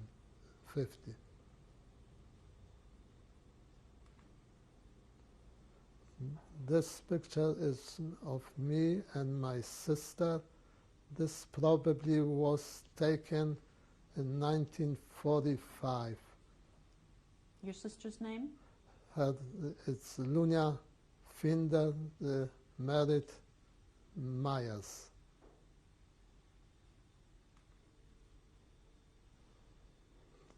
This picture is of my sister Helena Finder, born in 1918. She was in concentration camp at the end of the war in Bergen-Belsen, and from there she was transported to Sweden. She died in 1949 due to the suffering and sicknesses acquired in the concentration camps. Those are the people who were with me in the Amalia camp, working in the Chmielewski Barakenbau. How did you get this photo?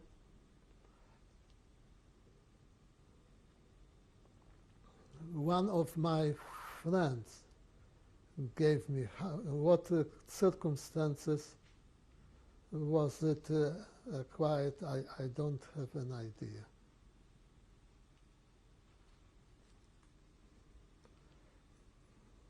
This is me, Alex Finder.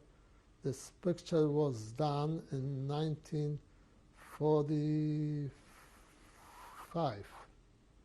And I can't believe myself that I was so handsome with hairs and with a smile on my face. This picture shows 3 members of the DP camp in Bad Ischl going to the Parade? Not parade, to the cemetery, memorial for the dead buried in Ebenzer cemetery.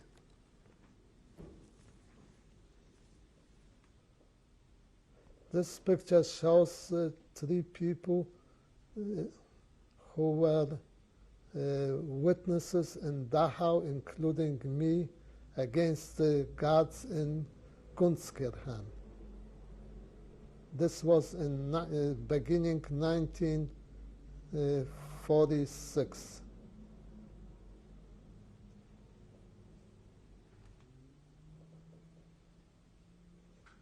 This picture shows the Nazis being in custody of the United States Army for crimes committed during the war.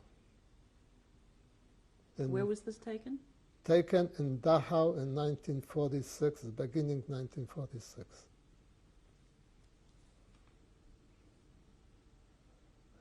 In my opinion, this is the most handsome couple, Helen Finder and Alex Finder, picture taken in 1946. This is when you were engaged, this picture? No, I think it was after our marriage, Okay. which was in 1946, June 9th. This was the biggest social event in Bad Ischl, the marriage of Helen and Alex Finder. This was in June 9th, 1946. Who's in the photo? This was Alex Finder, and I think my brother-in-law and a friend, Kluger. This was, yes. And you are in the center? I am in the center, in the dark hat. And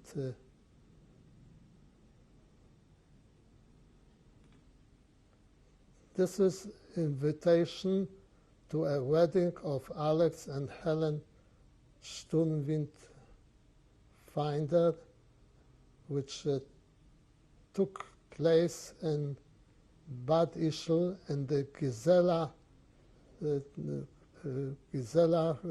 Palace, the niece of Franz Josef,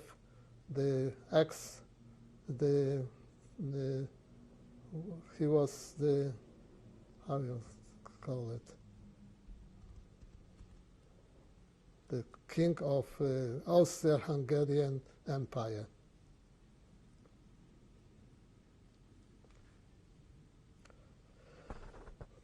This picture is of Alex and Helen Finder and their newborn 3 weeks old, 6 weeks old daughter Dolores,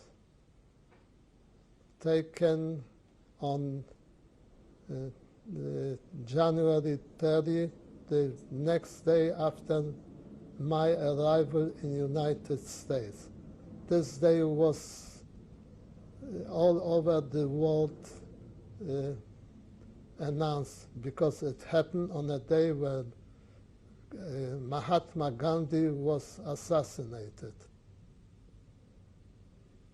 This is the newspaper Brooklyn Eagle, which doesn't exist anymore.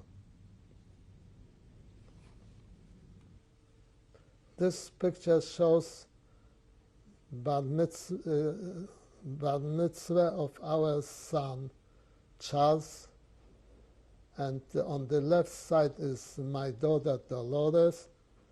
The second is my son. The third is my wife, and the right side is I am myself. It was on 68,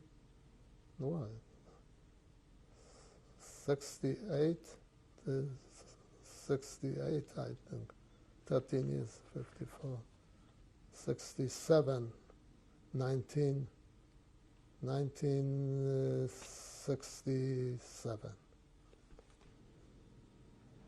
This picture shows the family of Finder taken on the day of wedding of my daughter. It took place August 6th or something, 6,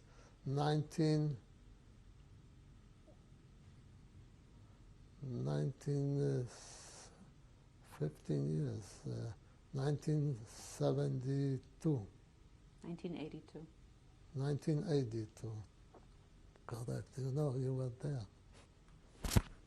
On the left side is Alex. Then next is Helen Finder, the mother-in-law. The middle is Dolores Finder, the daughter of Alex and Helen. The next is Peter Berkowski. And the right is our son, Charles Finder. Now Mr. Finder, now Yes. that you and your wife are together, and Mrs. Finder, tell me, Mr. Finder, what do you think gave you the strength to survive? First, I had a hope to see my family, friends. Second, I wanted to live and see the Germany on the knees, but I never expected that they will get up from the ashes to be one of the strongest nations on this earth. But still they trying to negate the Holocaust, and the Germans trying to bribe us with a small pensions, which has, in their opinion, is enough to pay for all the crimes what they committed to our sisters, brothers, the children. Isn't such a thing that money can buy. We will never forget, we shouldn't, and we should instill in our future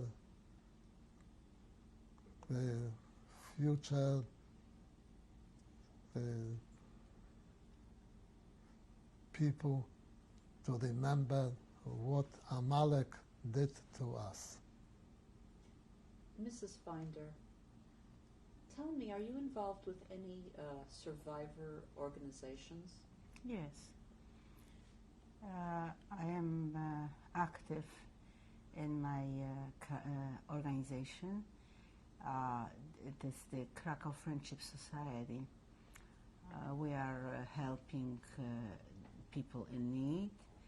We are helping people in Israel, people in Poland, Jews in Poland who lived through the war and didn't have enough energy or brains or willpower to leave Poland.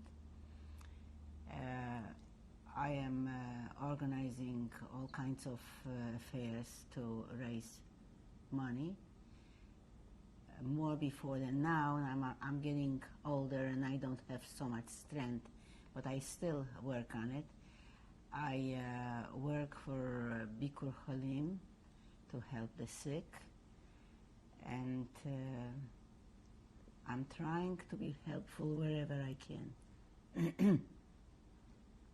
And do you have anything in closing to say to anyone who's watching this tape and to our future generations?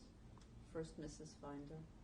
Yes, I would urge everybody who lived through the Holocaust to put it all on tape for the future generations, for everybody in the world to know that atrocities are possible, and try to be helpful, not to let them happen. And Mr. Finder, just in closing. We shouldn't let to extinguish our Jewishness by changing the way of life. We should try to let our grandchildren to educate in the spirit of Judaism, and try to strengthen the state of Israel by or emigration or by supporting with all power the small and state of Israel. Mr. and Mrs. Finder, we thank you for opening your hearts and your homes to us. Thank you. Thank you Thank you very much. much for being and meeting such two nice people.